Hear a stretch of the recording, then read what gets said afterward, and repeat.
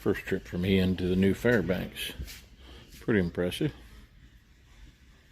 You can kind of get your own fittings instead of having to go through them on everything.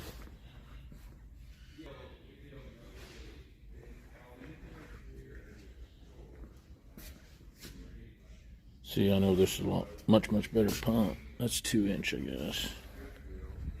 3-inch. 825. That's a 3-inch for 1122. So I guess my 202, I can burn a lot of them up.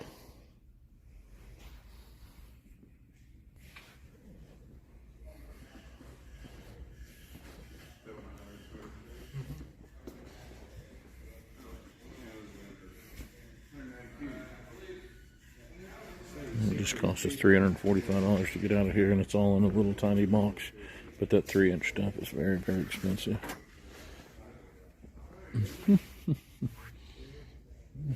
I could stay in here all day. Today's project. Put this T in. Put our fill back on. Gonna put a 3-inch ball valve there. This hose from there. Mounting the pump there. That's that Vevor pump. These pretty lightweight, I don't know why.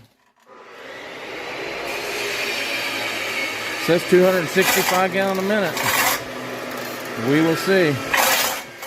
It's got to outdo a 2-inch, right?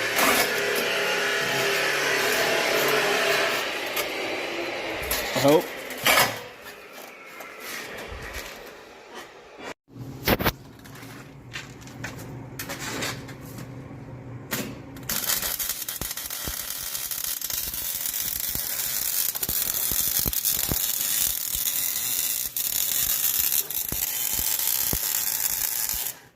Can't see in there.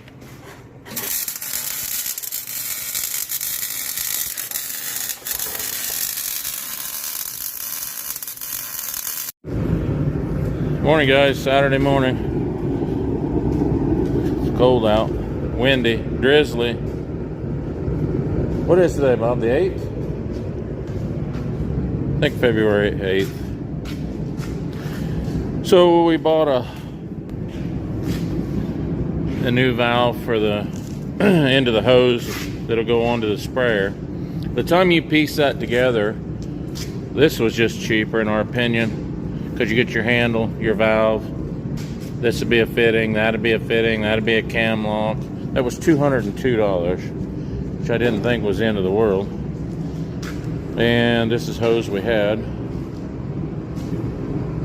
so we're cutting it up now. We're making a, hang on, I'll take you out here. We're cutting a hose for our fill hose, and we're going to cut it full length of this. It'll be about 20 feet, and then we'll just fasten it on that end. And we're going to take it off every time. We've never done that. I don't know if it's a good idea or a bad idea, but I drilled and tapped a 1/4 inch. Well, it's actually 3/8 pipe thread with a 1/4 inch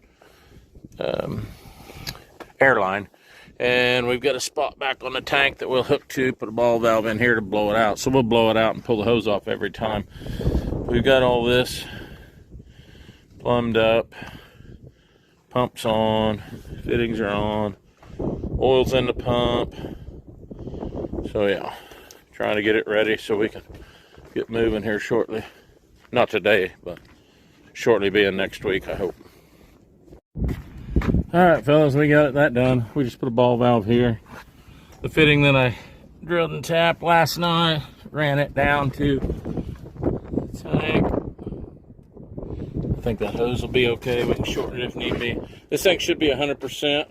We got the hose made. I know the wind's not good, so try to get out of the wind. Just shoved the hose in and got a couple straps on it to keep it in. It's 20 feet long. We'll just take it on and off. That 1/4 inch line on that air does not, as you can imagine, does not produce much volume. Obviously it will build the pressure. We'll have to walk the line out, I'm sure. Anyway, that's what I did there. I'll bring you back. And this is what I'm working on now. Trying to get a mount for the front fill on the sprayer.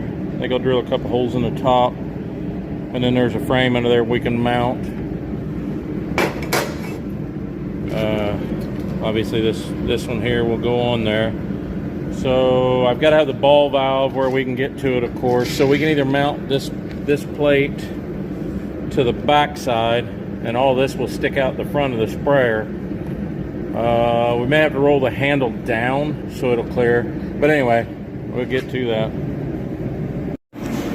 Alright, we're started on the front fill. On the 4260, and I don't know if any of the others are like this. They may or may not be, I guess. We already have a T here and a T here that's capped. So we're thinking we'll take this off and put a sweep and just come off it to the front. That's our thoughts.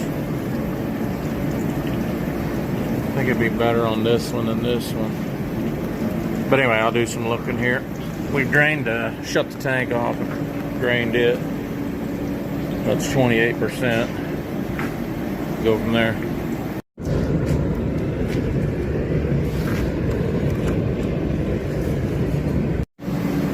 Alright, just a few minutes later, we put a sweep on the bottom. Sorry about that, I cleaned my camera. Seems like it's a little bit not clear. Well, so we put the sweep on the bottom. Gotta tighten these yet. We just zip tied it up, 3 spots. Bob and Cody's heating that in so we can get it on that mount. Take you up there.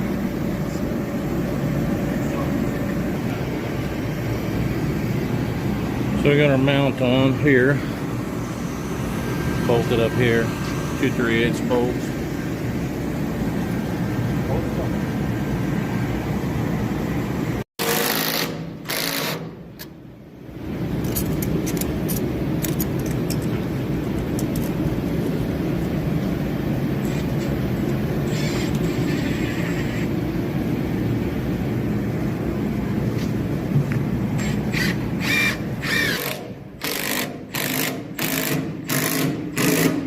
Those clamps tightened at the back. I think we'll be good.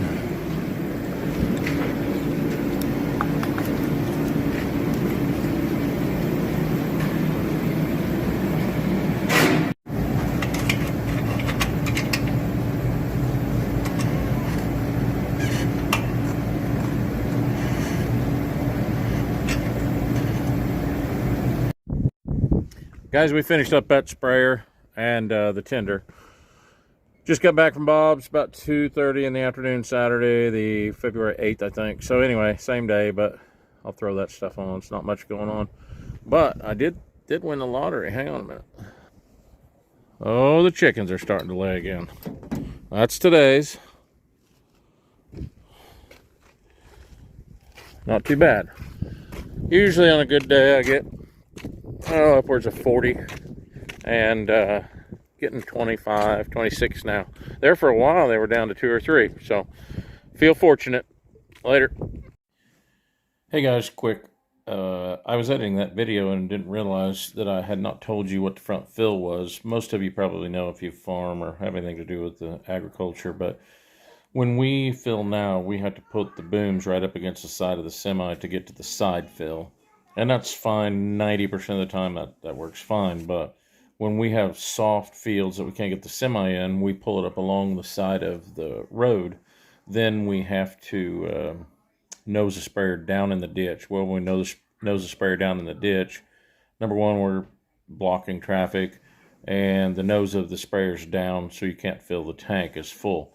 So when you put a front fill on, you can run the sprayer right up against the side of the tender or the tanker and fill off the road without any issues with boom clearance or anything like that. So anyway, I'll just throw this on the end and let you guys know that don't know why we're putting a front fill on versus just a side fill. Later, guys.